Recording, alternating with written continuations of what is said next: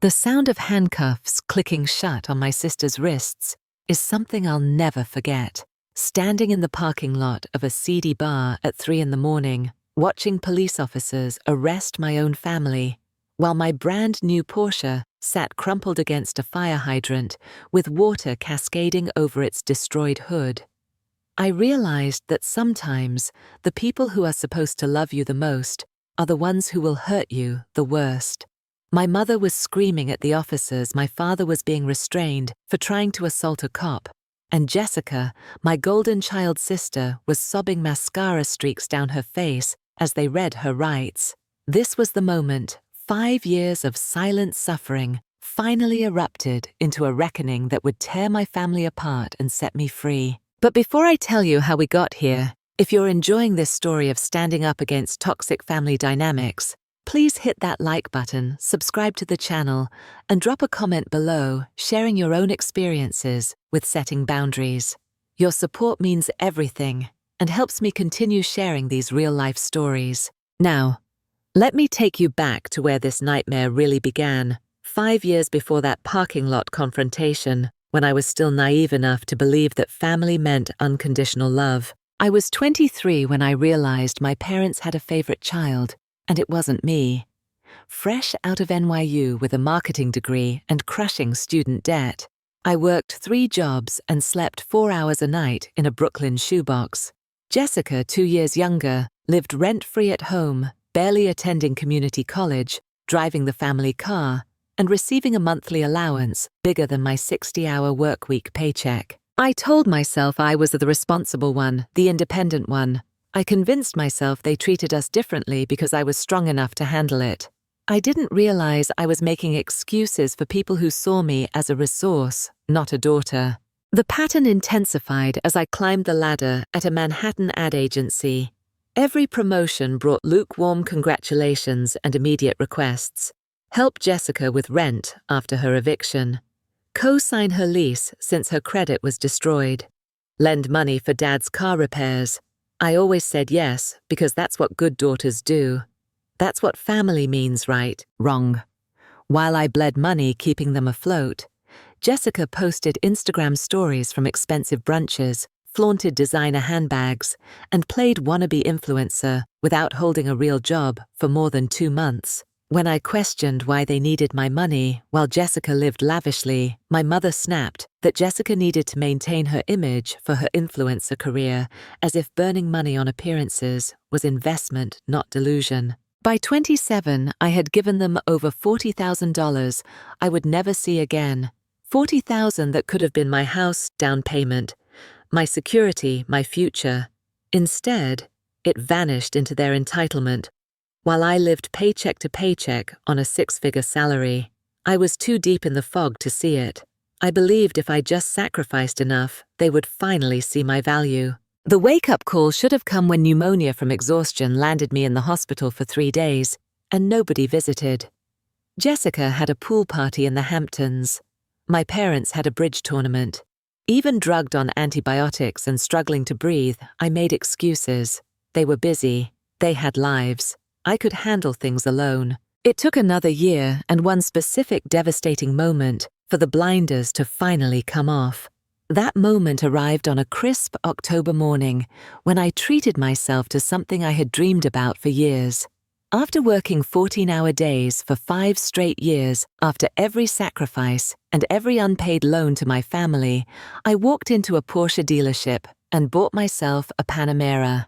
Midnight blue leather interior, every feature upgraded the latest model fresh off the lot.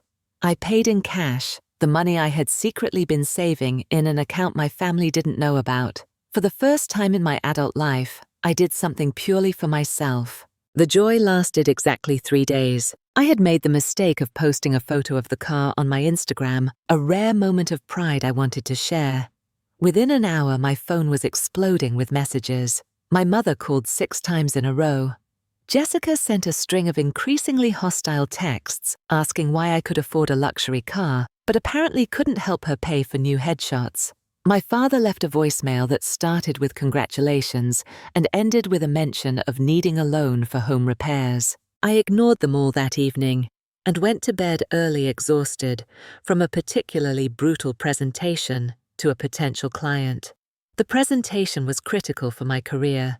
If we landed this account, I was in line for a promotion to creative director, the youngest person in company history to hold the position.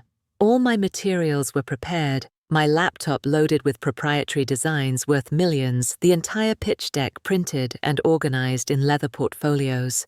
Everything was in the car, ready for my 6 a.m. departure to the client's office. I set 3 alarms and went to sleep with a mixture of excitement and anxiety that only a career-defining moment can create.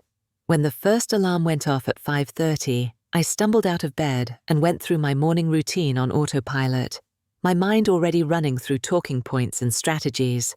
I grabbed a protein bar, filled my travel mug with coffee, and headed down to the parking garage of my apartment building. The spot where my Porsche should have been was empty. Not just empty, but mockingly empty, the overhead light shining down on bare concrete, as if highlighting the absence. I stood there for a full minute, my brain refusing to process what my eyes were seeing. There were tire marks on the ground, fresh ones, and a faint smell of burning rubber in the cold morning air. My first thought was that I was still asleep, that this was some kind of stress-induced nightmare. I actually pinched my arm hard enough to leave a mark. Then reality crashed over me like ice water. My car was gone. My presentation materials were gone. My laptop with months of work was gone. My career was about to implode, and somewhere out there, someone was driving my dream car. I pulled out my phone with shaking hands and opened the security camera app that monitored my parking spot. I had installed it specifically to keep an eye on the new car, a precaution that now seemed prophetic. I scrubbed back through the footage, my heart pounding so hard I could hear it in my ears. The timestamp showed 2:15 a.m. The camera caught everything in grainy night vision, but the details were clear enough to make my blood run cold. My father, wearing his favorite Yankees jacket, walked into frame carrying something in his hand.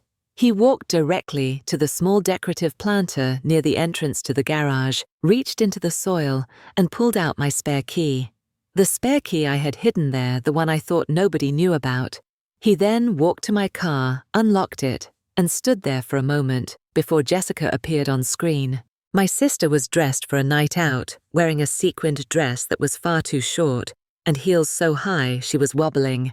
She was clearly intoxicated, swaying as she walked, laughing at something my father said. I watched in growing horror as she climbed into the driver's seat of my car, as my father handed her the keys and patted the hood like he was sending her off on a joyride.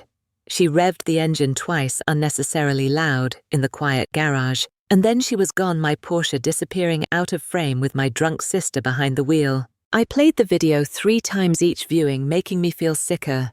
This wasn't a stranger stealing my car. This was premeditated betrayal by my own family. They had planned this.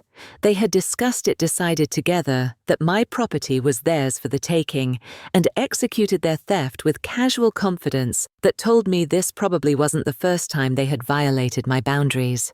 How many times had they used that spare key before? How many times had they been in my apartment when I wasn't there? My hands were shaking so badly, I could barely dial my mother's number.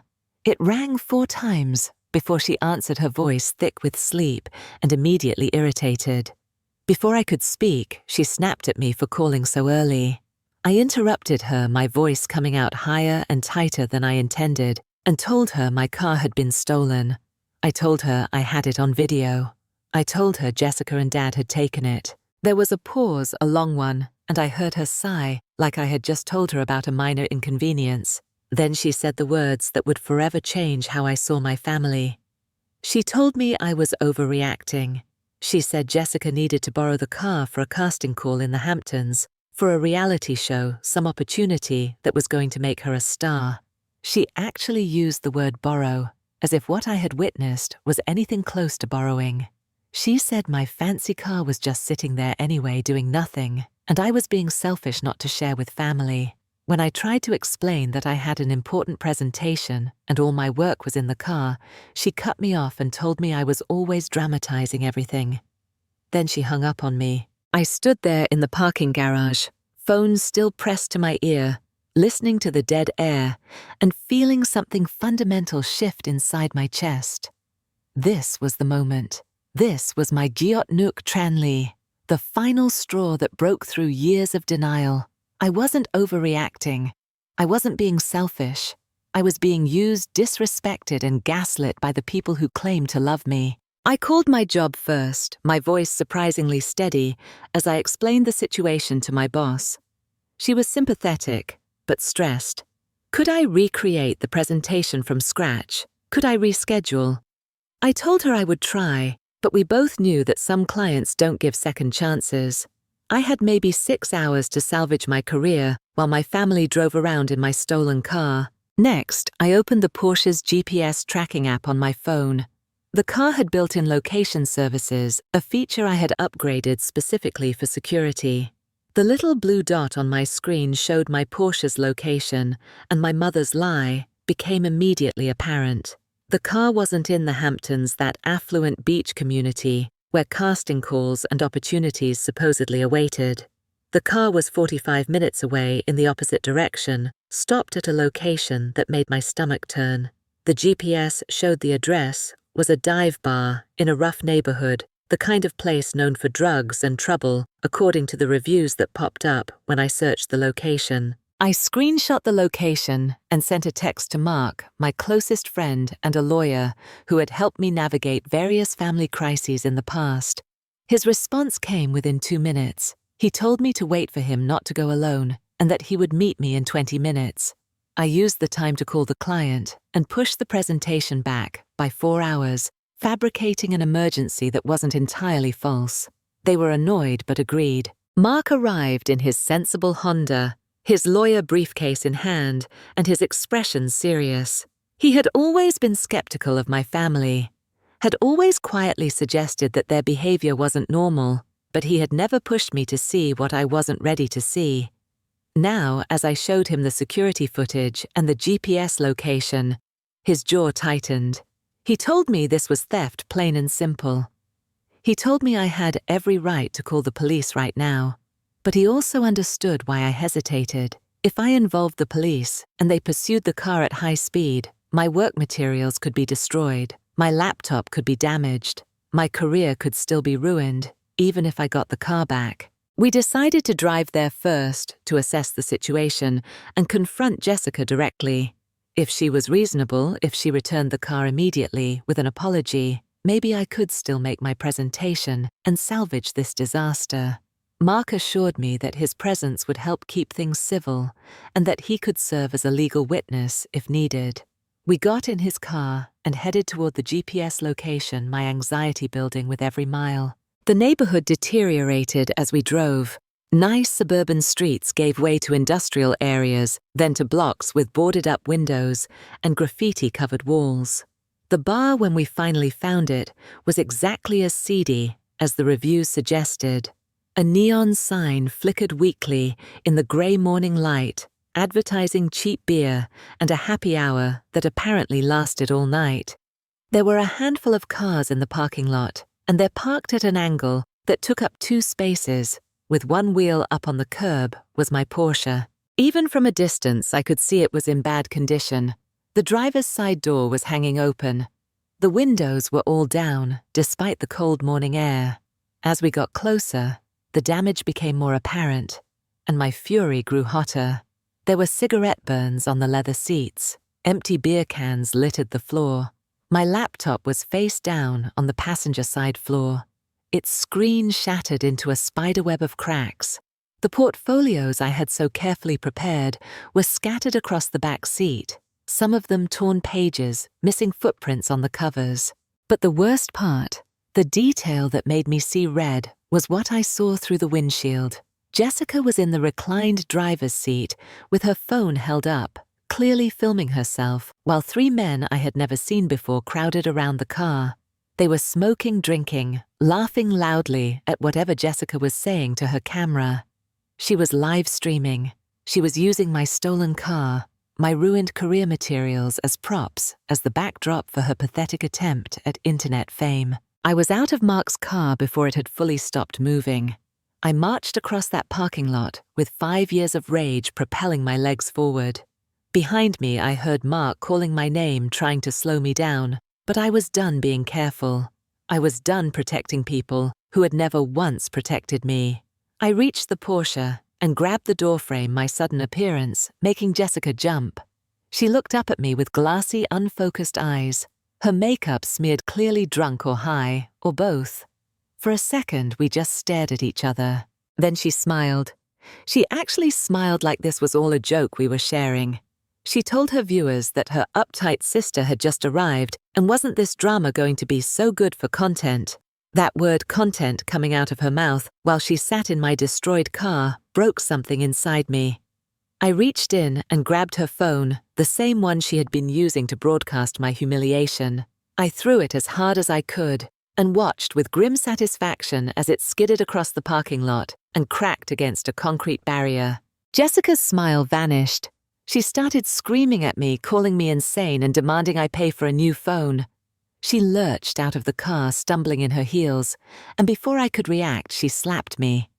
The sound cracked across the parking lot, sharp and shocking, and my cheek burned hot. One of her male friends laughed. Another one pulled out his own phone to film. Jessica got in my face and started shouting that this was her car, that Mom and Dad had given her permission, that I was ruining her live stream and her chances of going viral. Mark was suddenly there, putting himself between us. His voice firm and professional as he told Jessica and her friends that they were currently committing theft assault and a handful of other charges he rattled off with practiced ease. He warned them that if they didn't back off, he would call the police immediately. Jessica's friends seemed to realize this situation was getting serious and started backing away, mumbling excuses. But Jessica, emboldened by alcohol and a lifetime of never facing consequences, just laughed and turned back toward the car. She announced she was leaving, that she still had places to be, and I could just cry about it to Mom and Dad.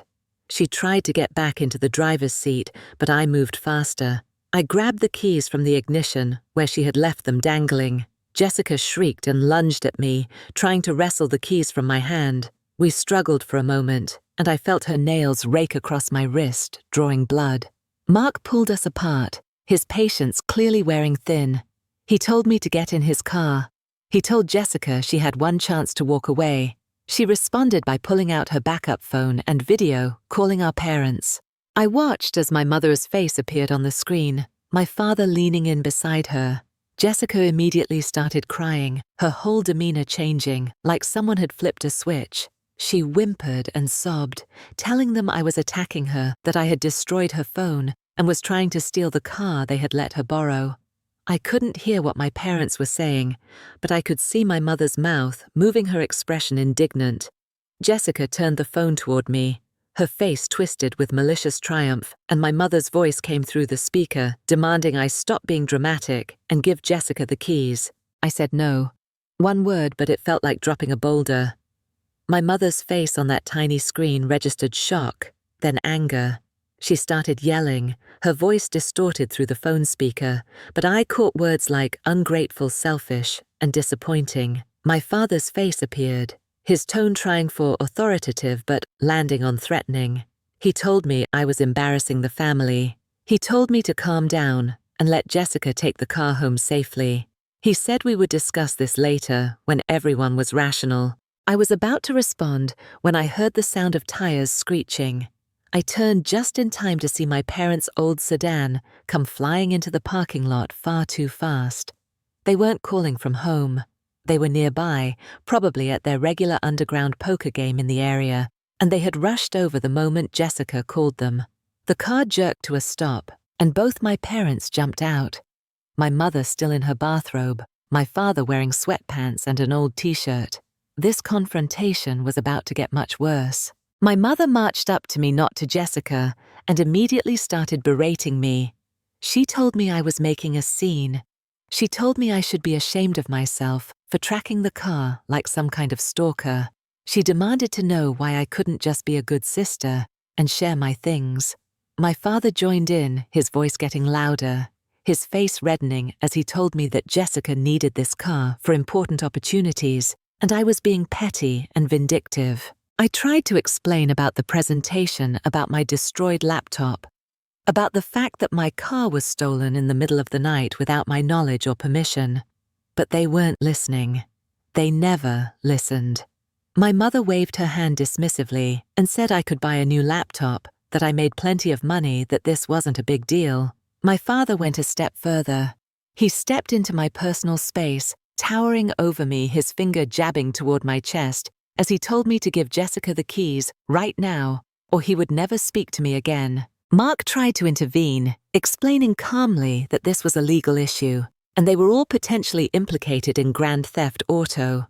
My father told him to mind his own business and called him a vulture lawyer looking to profit off family drama. The situation was spiraling out of control, voices getting louder, more aggressive. Jessica, sensing she was winning, snatched the keys from my hand while I was distracted by my father's aggression. She laughed, a sound of pure spite, and announced she was leaving now, and there was nothing I could do about it. She ran toward the Porsche, her heels clicking on the pavement. My parents cheered her on, actually cheered, as she jumped into the driver's seat. Mark grabbed my arm and told me quietly but urgently to call the police right now, that this had gone too far. I pulled out my phone, my hands steadier than I expected, and dialed 911. As I gave the dispatcher the address, I watched Jessica start the engine. She was showing off now, revving it unnecessarily, trying to make me angry. What happened next occurred in horrifying slow motion. Jessica threw the car into what she thought was reverse, but the Porsche was an automatic with sensitive pedals she wasn't familiar with. She hit the gas instead of the brake, and the car lurched forward with a roar. She overcorrected, slamming her foot down harder in panic, and the Porsche shot forward like a bullet. There was a fire hydrant in front of her, one of those bright yellow ones New Jersey loves, and she hit it dead center at 30 miles an hour. The sound was catastrophic. Metal crunching glass, shattering, the explosive whoosh of airbags deploying, and then a massive cracking sound as the hydrant broke clean off its base. Water exploded upward in a geyser that had to be 20 feet high, spraying down over the car, over Jessica's screaming form, over all of us standing in the parking lot. The Porsche's entire front end was crumpled, the hood bent upward. The windshield cracked into 1,000 pieces. Water poured over everything, turning the parking lot into a shallow lake, and somewhere in the distance I could hear sirens. For a moment everyone just stood frozen, staring at the destruction. Then my mother started screaming Jessica's name and ran toward the car. My father followed both of them, slipping in the water. Jessica was trapped inside by the deployed airbags, crying hysterically, her makeup running in black streaks down her face. She wasn't physically injured beyond some bruising from the airbags, but she was panicking, unable to figure out how to open the door. The police arrived within 3 minutes, 2 cars pulling into the flooded parking lot with lights flashing. Behind them came a fire truck, responding to the broken hydrant. Officers got out, assessed the scene, and immediately started asking questions. My mother, in full-blown panic mode, rushed over to them and started explaining that this was all a misunderstanding, that Jessica was her daughter, that the car was a family car, that accidents happen. The officer, a woman in her 40s, with the tired expression of someone who had seen it all, held up her hand for silence and asked who owned the vehicle. All eyes turned to me. My parents' eyes held warning and threat. Jessica, now freed from the car by firefighters, stared at me with mascara running and a split lip from hitting the steering wheel. Mark stood beside me, his hand on my shoulder, giving me silent support. The officer asked again, directing her question at me specifically. Was I the owner? Did I give permission for this woman to drive my car? I opened my mouth, and for a terrible second, I felt the old instinct to lie, to protect them, to keep the peace. Family was supposed to stick together. Good daughters didn't get their sisters arrested. But then I looked at my destroyed Porsche, at my ruined laptop, sitting in a puddle on the passenger floor, at 5 years of sacrifices and loans, and boundary violations, and being treated like an ATM instead of a person. I looked at my mother's face, not worried about me or my loss, but about Jessica facing consequences. I looked at my father, who had threatened to disown me minutes earlier for standing up for myself. I told the officer the truth. I said I was the sole owner of the vehicle. I said I did not give anyone permission to take it. I said it was taken from my locked parking garage in the middle of the night using a spare key that was stolen. I said I wanted to report it as grand theft auto. I said I wanted to press full charges. The effect was immediate and explosive. My mother started screaming at me, calling me a traitor, asking how I could do this to my own sister. My father lunged toward me and would have grabbed me if Mark hadn't stepped between us. The officers moved quickly, one of them holding my father back while another approached Jessica.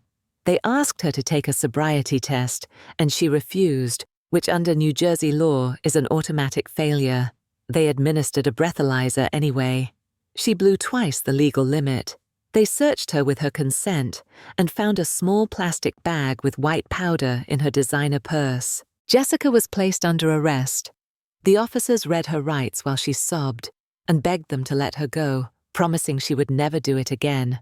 My mother tried to physically block the officers grabbing at Jessica and screaming that they couldn't do this. My father made the catastrophic decision to push one of the officers trying to get to Jessica. Within seconds, he was on the ground in handcuffs, two charged with assaulting an officer and obstruction of justice. My mother, still shrieking and trying to interfere, joined them both in cuffs. I watched my entire family get arrested while my car sat destroyed in a puddle, with water still spraying from the broken hydrant. Mark's arm was around my shoulders, keeping me steady while I processed the surreal nightmare unfolding. One of the officers came over to take my statement. I gave her everything. The security camera footage showing my father stealing the spare key, the GPS data proving they lied about the Hamptons, the text messages from my mother earlier that morning, the confrontation, the assault, all of it. The officer told me Jessica was looking at serious charges. Grand theft auto because the vehicle was worth over $50,000. DUI, possession of a controlled substance, resisting arrest. She asked if I was sure I wanted to proceed. I looked at Jessica soaking wet and crying in the back of a police car, and I said yes. I was absolutely sure. My mother heard me and started screaming from her own patrol car, telling me I was dead to her, that I was evil, that I would rot in hell for doing this to family. My father said nothing, just stared at me with an expression of pure hatred that told me everything I needed to know about what our relationship had really been. Jessica was still sobbing, her mascara completely gone, her influencer persona shattered along with my car. The aftermath was brutal. I missed my presentation entirely.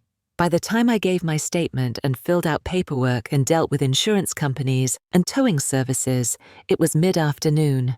My boss was understanding but disappointed. The client gave the project to another agency. I didn't get the promotion. Instead, a week later, I was placed on administrative leave while the company reviewed whether the drama surrounding me made me a liability. They called it a mutual decision when they eventually let me go, but we both knew what it really was. I lost my job. My family was facing criminal charges. My car was totaled. My laptop and 5 years of portfolio work were destroyed. I was getting death threats on social media from Jessica's handful of devoted followers who believed her version of events where I was the villain. I had panic attacks every morning and couldn't sleep at night. I had to move apartments because my parents knew where I lived.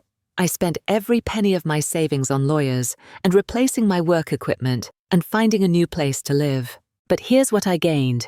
I gained freedom. The week after the arrests, while my family was out on bail and blowing up my phone with threats and pleas, Mark helped me file a restraining order against all three of them. The judge granted it immediately once she saw the evidence. They were forbidden from coming within 100 feet of me or my residence. Every text message and voicemail they sent me after that went straight to the police and violated the order, leading to more charges. I sued Jessica in civil court for the destruction of my property. I sued my parents for their role in the theft and for conversion of my spare key. I had 5 years of documentation showing loans that were never repaid, boundaries that were constantly violated, and a pattern of financial exploitation. My lawyer, working with Mark's guidance, built a case that was ironclad. The court cases took months. During that time, I started therapy for the first time in my life. My therapist gave me terms for what I had experienced: narcissistic family system, scapegoat and golden child dynamic, financial abuse, emotional manipulation. She helped me understand that I had spent my entire adult life trying to earn love from people who were fundamentally incapable of giving it. She helped me grieve for the family I wished I had while accepting the reality of the family I did have. I started a new job at a smaller agency with people who actually valued my work. I made new friends who didn't drain me emotionally or financially. I went on dates and discovered what it felt like when someone respected my boundaries. I took up yoga and painting and all the hobbies I never had time for when I was working 3 jobs to support my family. I learned what peace felt like. The criminal trial happened 8 months after that parking lot confrontation. Jessica took a plea deal to avoid prison time. She got 2 years of probation, community service, mandatory substance abuse treatment, and had to pay restitution for my car. My father's assault charge against the officer was reduced to disorderly conduct with anger management classes and a fine. My mother's obstruction charge was dropped entirely because she had cooperated with prosecutors. The civil trial was where the real reckoning happened. I won everything.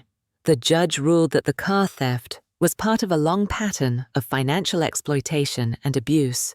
Jessica was ordered to pay me $75,000 for the car and damaged property. My parents were ordered to repay the $40,000 in loans, plus interest, totaling over $50,000. When their lawyer argued they didn't have that kind of money, my lawyer calmly provided documentation of their assets, including the house they owned outright. They had to sell it. They had to sell the house my mother had lived in for 30 years, the house where Jessica had grown up as the princess of her own castle. They sold it at market value, and after the mortgage was paid off, and my judgment was satisfied, they had barely enough left for a down payment on a small apartment in a less desirable neighborhood.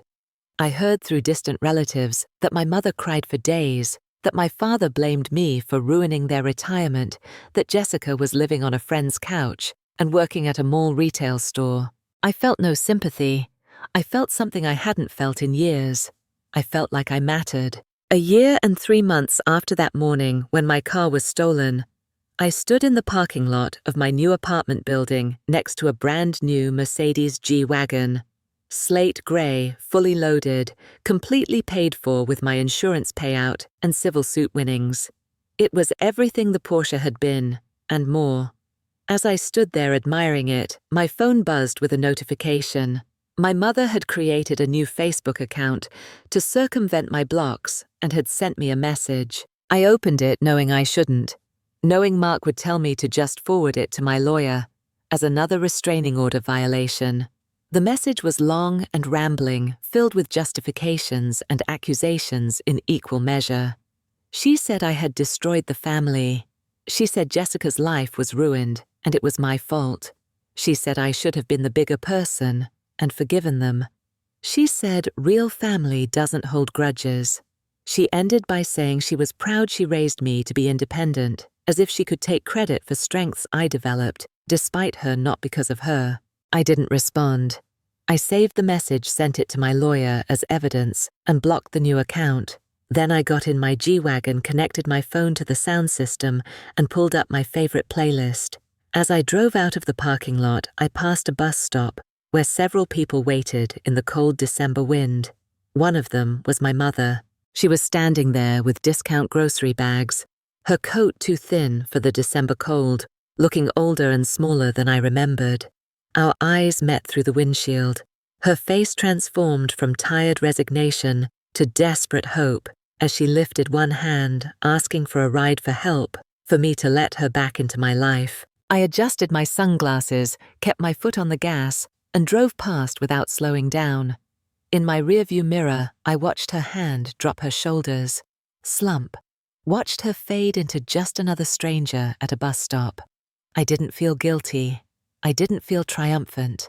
I just felt free. That was the last time I saw my mother in person. She still tries to reach me through new accounts and handwritten letters I return unopened. My father stopped trying after the first year. Jessica still posts about betrayal, and fake family still playing victim, still unable to take responsibility. I'm 30 now. I run my own creative agency, live in Manhattan, with a skyline view, have friends who respect me, and a partner who thinks boundaries are attractive. I go to therapy and work on healing the parts that still sometimes wonder if I chose right. But then I remember that parking lot the moment I chose myself for the first time. I remember being treated as an ATM, with legs sacrificing everything for contempt in return. I remember Jessica laughing as she destroyed my car, my mother hanging up when I begged for help, my father threatening to disown me for wanting respect. And I know I made the right choice, the only choice, the choice that saved my life. Family should be about love, support, and respect. But sometimes blood relatives are toxic, and staying connected is like drinking poison, hoping they get sick. Blood doesn't give anyone the right to abuse you. Leaving isn't selfish. It's survival. So here's my question. Have you ever had to choose between family loyalty and your own well-being? What would you have done when that officer asked if I gave permission? Would you have lied to protect them or chosen yourself? Drop your thoughts in the comments, because I want to hear your stories. If this resonated with you, hit that like button and subscribe so we can keep sharing real stories about breaking free from toxic relationships. Your comment might be exactly what someone needs to find their courage today. Remember, you're not required to set yourself on fire to keep others warm. You deserve respect, boundaries, and peace. Sometimes the family you choose is worth more than the family you were born into.